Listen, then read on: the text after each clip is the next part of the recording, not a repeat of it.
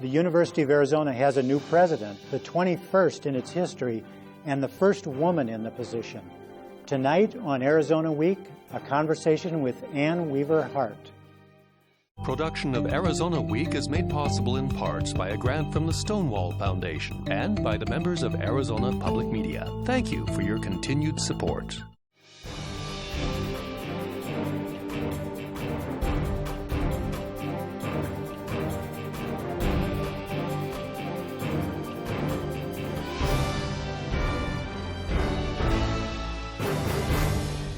Good evening. Good evening, Dr. Hart. Thanks for being with us. Thank you for the invitation. Why did you want to take this job here in Tucson?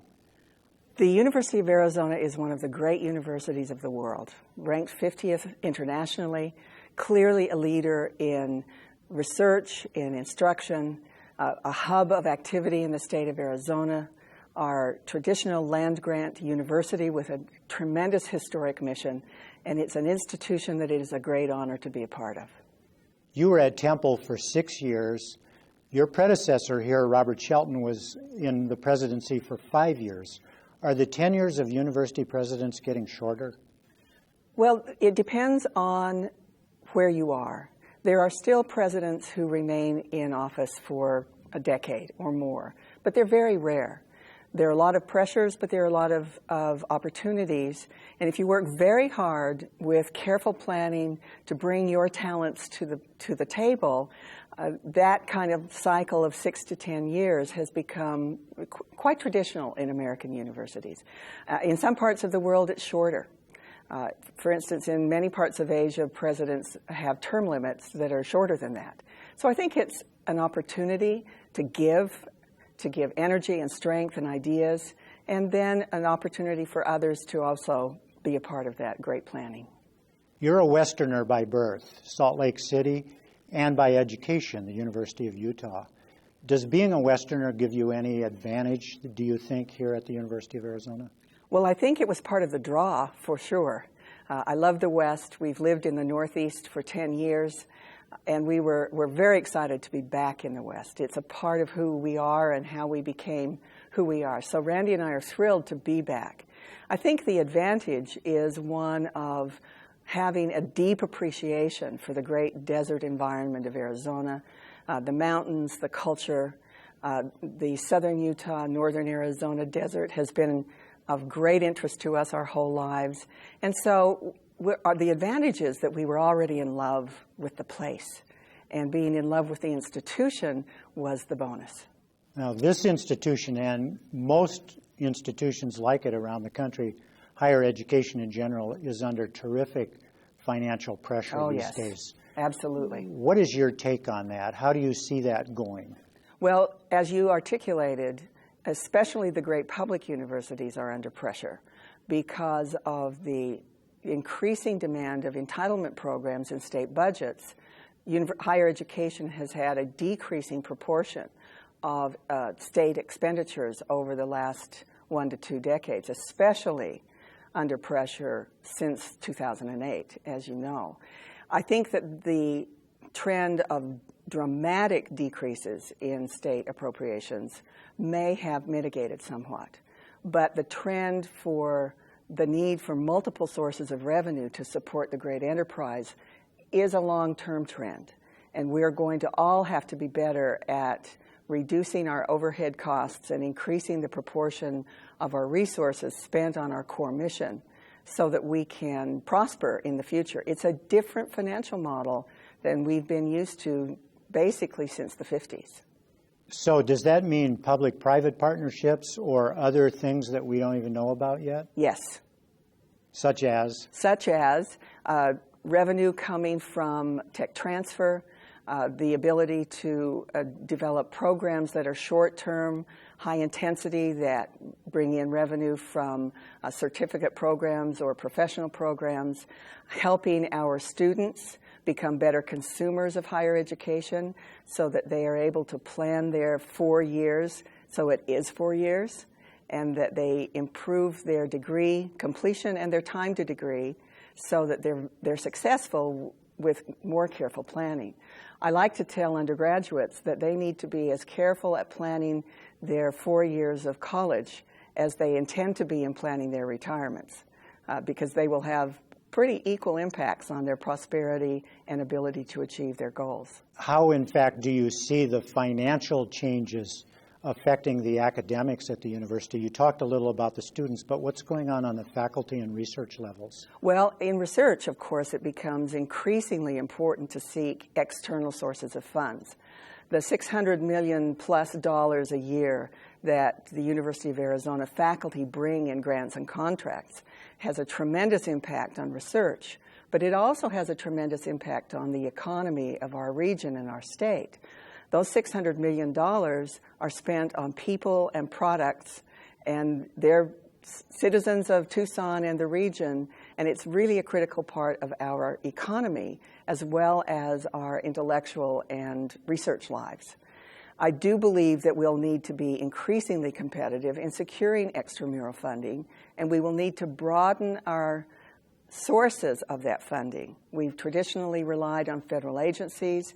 We hear a lot about corporate-sponsored research, and we're going to have to find ways to make sure that we protect our traditional values while we also accept funding from other sources. That's a critical impact on our research. There are those who say, including some on this campus, that the university system in the nation is under siege, not only because of the finances that we've talked about, but for cultural and political reasons. Oh, I think that's true. How do you see that? I think that's absolutely true.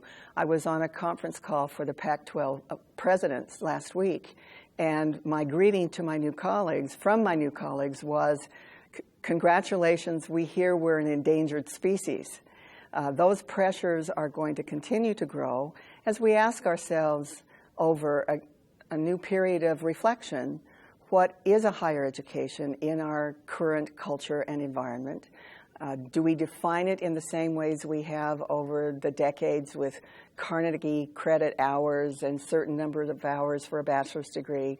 Or do we develop new models for defining education at the higher level and its interaction with the other ways we learn and with our lives?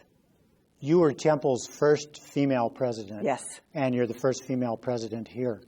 What's the significance of that to you? Well, it's been a theme in my career. I was the first junior high school principal who was a woman in Provo, Utah. I was the first provost at Claremont Graduate University. I was the first graduate dean at the University of Utah. Female. Absolutely. And so it's been, for me, a journey of getting to know what is central to leadership in higher education and in our society at large, and helping to place myself in that context and learn how to be a major contributor. So you're a pioneer in what some might unpolitically correct call a good old boy atmosphere. How does that go for you? Well, I think we all have to adjust when we are in new situations. And if you're used to being in an all-male environment, you develop certain patterns of behavior, interaction, and conversation. If you're used to being in an environment where you're all members of a cultural group or a racial group, there are styles of interaction that are not known to those who are outside your group. I think what it does is it expands for all of us our ability to move comfortably from culture to culture and expand our definitions of contribution, and in my case, to expand the expectations we have for what a leader sounds like and what a leader looks like and how we interact together. And the next generation of those leaders is right here on this campus and campuses across the country, because women now greatly outnumber men at most colleges and universities in the country. Is that a good thing? Is there a need for balance? And if so, how do you bring about the return to a balance there? Well, I would say that, first of all, they don't greatly outnumber men. In some institutions, the highest proportions I've seen are 60% female, 40% male. In some institutions, it's closer to 56% female, and even some a little closer. But it certainly is a trend. I believe it's critical for us to help the young men in the United States know how to build a career based on a knowledge-based economy, to help them transition from the career expectations that they may have had over the decades when you could graduate from high school, go into an apprenticeship and become a journeyman and have a trade, and not pursue a higher education. And it's incumbent upon us to be able to help the young men be successful. It is wonderful, and I would never object, being the mother of 4 daughters, to higher education opportunities for women. I think the challenge is to make sure that our young men take advantage of those same opportunities. What do you see here at the University of Arizona as the top research and academic strengths? Well, we are clearly at the top in the physical sciences and optics and space science, and maybe the top in the world in some of those categories. We have an incredibly strong tradition of interdisciplinary work across our areas, which is very difficult in many higher education institutions. As you know, we have a tremendous museum. We have incredibly strong programs in many, many different areas. Our challenge is to help those programs that are preeminent maintain that incredible excellence, while we also help to develop programs in environmental science, in water policy, in cultural and boundary issues that are critical to Arizona. We have great and building strength in those areas, and we want to make sure that we stay relevant in place and time while we also keep our international eminence in other areas. What strategies do you apply to keep the emphasis on the hard sciences here at the U of A and keep the grant money coming? Well, I wouldn't say that we would keep an emphasis just on the hard sciences. Clearly, we have a huge role to play in biomedical science. We have 2 College of Medicine campuses, one in Tucson, one in Phoenix. We have incredible opportunities to increase our NIH funding in the biomedical sciences, and we need to focus on those as well. We also need to make sure that we can attract the best faculty and the best graduate students to work with them to help them be successful in their research. It's a team approach. The lone scientist does not exist in these incredibly complex fields. And so staying competitive for great faculty and for great students to work with them will help them be more competitive for their external funding. The broad education that people often get in college includes the social sciences, the humanities, the arts, the fine arts. What do you say about those programs here at the University of Arizona? Are they taking short shrift in light of the emphasis on the STEM, science, technology, engineering, math?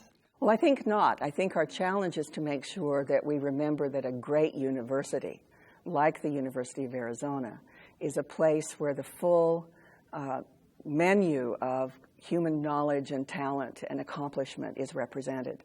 In the great land-grant tradition, we are committed to the economic, social, and cultural well-being of our communities and to research and education in all of those fields.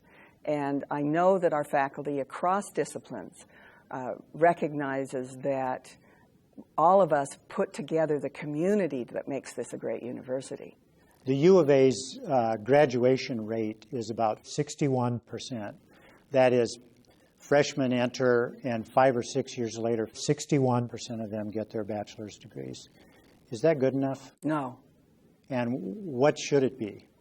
Well, we need to work on improving it, and I think we should set a goal within 5 years of 65%. And we've set in our 2020 enterprise plans with ABOR to increase our graduation rate at all of our sister institutions.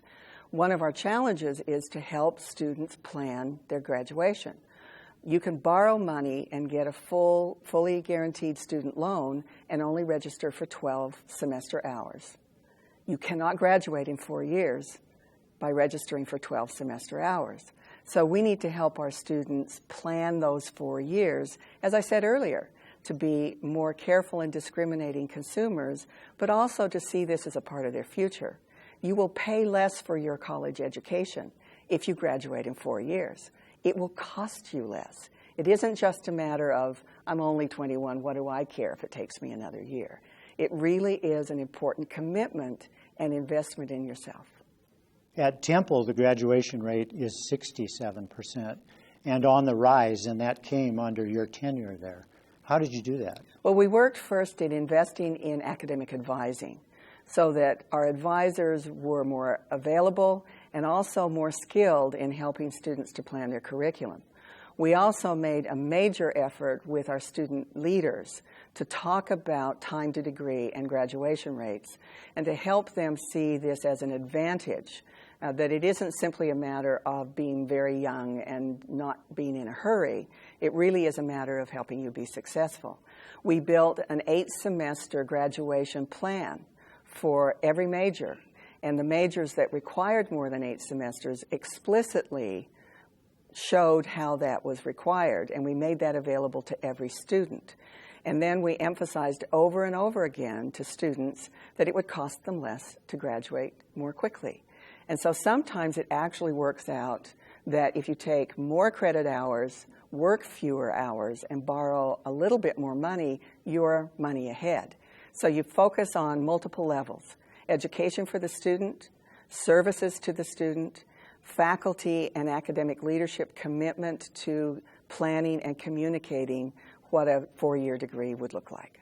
Can those kinds of tactics be applied here immediately, or is there preliminary work that needs to be done? No, we could do that immediately. And you plan to do that, I assume? I do. What's your position on the DREAM Act? Well, I believe that the DREAM Act can be applied very, very successfully in the United States. And that especially in cultures like ours, where there's a large proportion of young people who have shown their commitment to our country and to their contribution to our economy and our culture, to be active participants here in the state of Arizona and in the United States. One of the things that the DREAM Act does is it helps students finance their educations. And you've talked a lot about the financial aspects of a student's education. How do you ensure that students who need that financial help, especially in minority communities, get it so that there's good diversity on campus? Well, for one thing, the University of Arizona is as committed, or more so, than most public universities across the country. We give 40% of our tuition revenue back to our students as institutional financial aid. That is an incredibly high proportion of support. And so the University of Arizona is really an incredible bargain for the majority of our students. We focus on information. Any of you who, as a parent, who've ever filled out a financial aid federal form, the famous FAFSA form, know how difficult that is. And for first-generation families, especially when mom and dad didn't go to college, it's important for us to provide the kind of support that helps our students, one, aspire to a degree at a great institution like the University of Arizona, two, know how to apply and how to apply for financial aid, and three, help them know what the multiple sources of support are for them so that they can be successful. Now, the U of A has lost some top professors because of pay and other issues, facilities often. In fact, 10 or 11 years ago, an economist left the U of A for George Mason University in the East, and that very year won the Nobel Prize for Economics. How do you stop what some people call the brain drain? Well, there are a number of ways. One of the things that we are going to do very quickly is to focus on bringing our academic community together to articulate a University of Arizona academic plan, and then to plan very carefully for our campus resources, such as new research facilities that will be necessary for us to be able to achieve our goals under, as I said, the ABOR 2020 Enterprise Plan. ABOR being the Board of Regents. The Board of Regents, absolutely. It's Arizona-wide, so that we can have a plan that clearly articulates the facilities that we need to achieve those goals, and that includes faculty hiring, attracting the very best graduate students, and then we're going to do a very careful, long-range, rolling financial plan, because you've got to have a financial plan to realize the goals in your academic plan and to provide the facilities that make that happen. And that is all under increasing financial pressure. I know it's hard. We've talked about how hard it is. But to bring this great university into the coming decades, we all have to be committed to that. You were known in Philadelphia for building relations with the community where they hadn't been so strong in the past, with Temple University, which is a central Philadelphia university in the middle of the city. What tactics can you do here to build ties to the community? Well, I worked very hard, as you apparently have heard, to meet with community leaders, to have officials across the university participate in town hall meetings, to meet with our community councils, and to develop a dialogue where when we have a problem, we have to talk to each other. Diverse institutions have multiple pressures, and we can't expect to always agree and to have no problems. But we can develop trusting relationships where we know we can always talk and talk through those problems and find some common ground. And that was the culture that I strove to build in Philadelphia. Do you think that that will be easier here, more difficult? Do you have any sense of that at all? You know, I don't have any sense for it. I do think that great universities, with the incredible economic powerhouse they represent, with the huge numbers of people that are a part of our campus every day, always present challenges to the surrounding neighborhood and community. Even though there are about 92 higher education institutions in the greater Philadelphia area, every one of those institutions had some issues with their immediately surrounding community, and some need to balance their activities with their commitment to being a good community citizen. So I look forward to learning what the key issues here in Tucson are, to meet with the mayor, we've already talked and reached out to one another, and to become a part of this new great community. There's one other group of constituents, if you will, you'll have to reach out to, and that's 90 people at the state capitol in Phoenix, 91 if we count the governor. What kind of relations do you expect to be able to create there? I think that is one of the most important roles a president has to fill in a public university. I've been privileged to work in Utah, in California, in New Hampshire, in Pennsylvania, and now in Arizona. And I can tell you every state legislature has its own culture and its own patterns. And it's critical that I get to know the individuals, but also the expectations and working patterns that make us successful advocates for the University of Arizona. The governor reached out to me immediately when my appointment was announced, or the potential appointment. She was my first appointment in Arizona when I arrived in February. She has expressed her commitment to the University of Arizona. I look forward to meeting regularly with her and to her partnership. And I think the leadership in the legislature will also be critical to our success, and not just in appropriations. There are so many ways, especially with our great land-grant university, in which the University of Arizona plays a critical and central role to the economy and the well-being of the citizens, that the legislature can advance, and I look forward to working with them. You've talked alluded a little bit to the economic ties between the university and the rest of the community.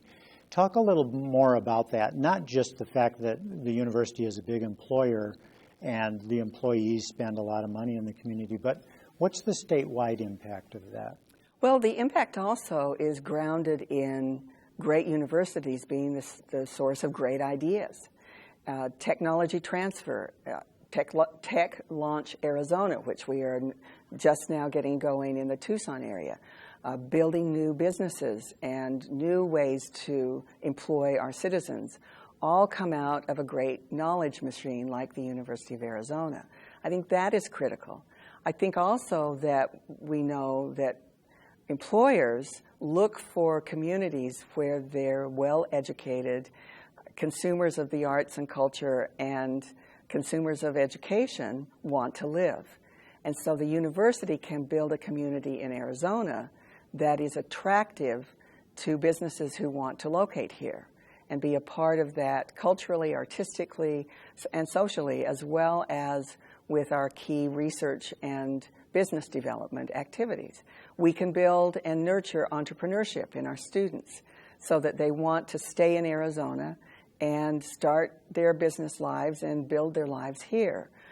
We have a great program in the Eller College of Business here at the U of A that has been recognized worldwide for its entrepreneurship program. All of those contribute to the future of our great state. In 1 year's time, what could you look at in the way of improvement or change that you could say, I started that here at the University of Arizona? Well, first of all, we've got some very critical leadership positions that we need to fill. And filling those positions successfully with the very best people in the country, or around the world for that matter, is going to be a real sign of quick success and a contribution to the challenges that you've laid out in your questions. I think secondly, within a year's time, I've got to focus on academic medicine. There isn't a day that goes by that we don't read about the national policy environment and the pressures that that environment places on academic medicine. And when you combine the need for clinical revenue with the incredible expense of medical education and the importance of research in biomedical areas of emphasis, there's kind of a perfect storm in the modern American healthcare environment. We're going to be working on that very, very closely over the next few months, not just year. Obviously, the areas you spoke about earlier, we can begin immediately to focus on advising, information sharing, developing academic plans to help begin a concerted effort to improve our students' graduation rate and success. Those are just a few areas that clearly we can dive right in very quickly to effect. Ann Weaver Hart, President of the University of Arizona, thanks so much for speaking with me. Thank you, Michael. I appreciate the invitation. That's Arizona Week for Friday, July 13th, 2012. Next week, we'll take a look at the quarterly campaign finance reports with political correspondents Christopher Conover and Andrea Kelly. To find out how that's developing for the week, look at our website, azpm.org. For Arizona Week, I'm Michael Chihak.